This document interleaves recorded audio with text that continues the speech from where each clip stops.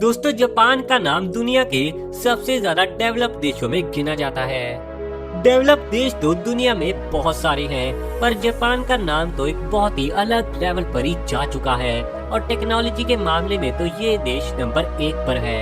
अगर आप कभी जापान जाए तो आपको ऐसा लगेगा कि जापान 2019 में नहीं बल्कि फ्यूचर में ही जा चुका है। तो चलिए दोस्तों, आज इस वीडियो में मैं आप सभी को कुछ ऐसी कमाल की बातें जापान के बारे में बताने वाला हूं, जिनसे ये लगेगा कि जापान 2019 में नहीं बल्कि फ्यूचर के समय में पहुंच चुका है।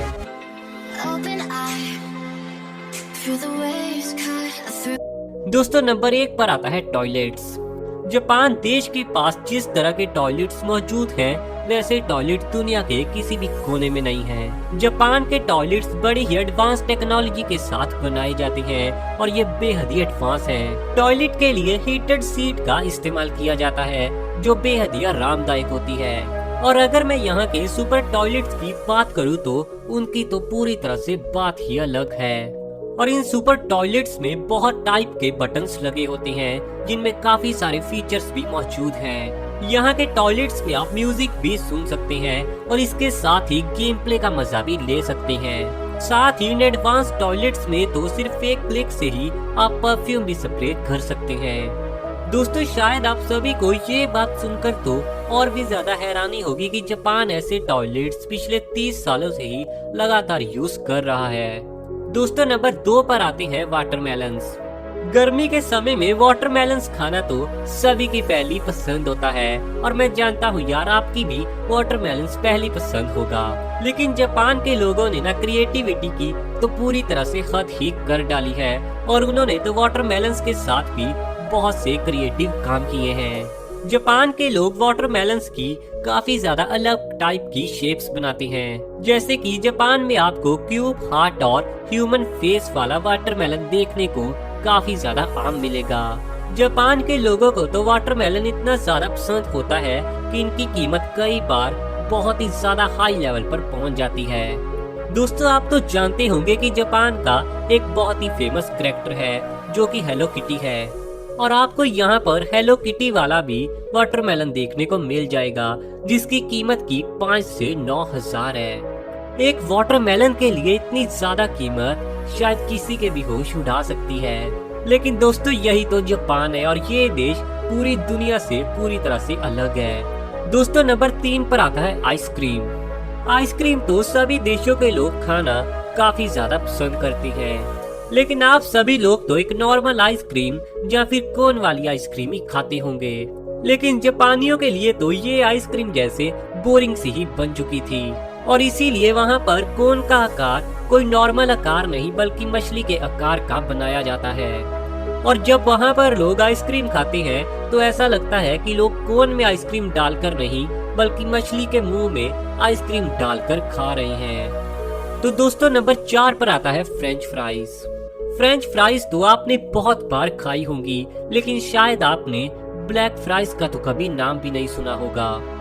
जापान के लोग ब्लैक फ्राइज को खाना काफी ज्यादा पसंद करते हैं। दोस्तों, शायद आप सभी को लगता होगा कि ये ब्लैक फ्राइज पूरी तरह से जली हुई हैं, लेकिन मैं आप सभी को बता दूं कि ये ब्लैक फ्राइज ब्लैक पोटैटो से तैयार की जाती है और जापान के लोग मानते हैं कि ये ब्लैक फ्राइज हेल्थ के लिए सबसे ज्यादा बेस्ट हैं। दोस्तों, नंबर 5 पर आता है टैटूज।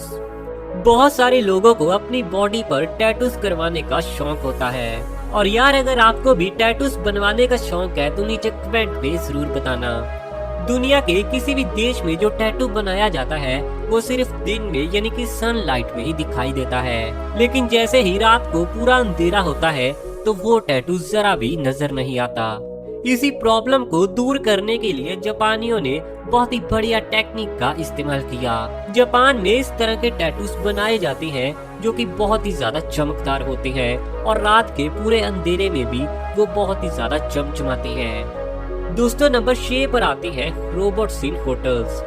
होटल्स में तो आपने बहुत बार खाना खाया होगा और वहाँ के वेटर्स को आपने कई बार टिप वगैरह भी दी होगी, लेकिन कैसा लगेगा अगर वेटर्स की जगह होटल में रोबोट्स काम कर रहे हों। दोस्तों, जापान देश में कुछ ऐसा ही देखने को मिलता है। जापान के कुछ बहुत ही एडवांस होटल्स में आज के दिन भी रोबोट से ही काम करवाया जाता है। हालांकि इन होटल्स में इंसान भी मौजूद हैं, मगर ज्यादातर काम रोबोट्स के द्वारा ही करवाया जाता है।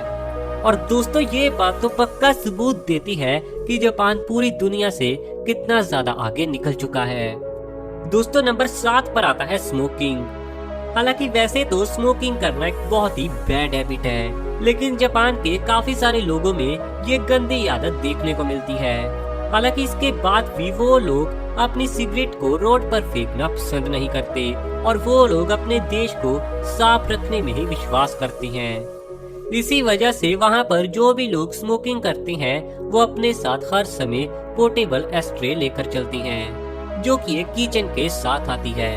दोस्तों नंबर 8 पर आती है बुलेट ट्रेन।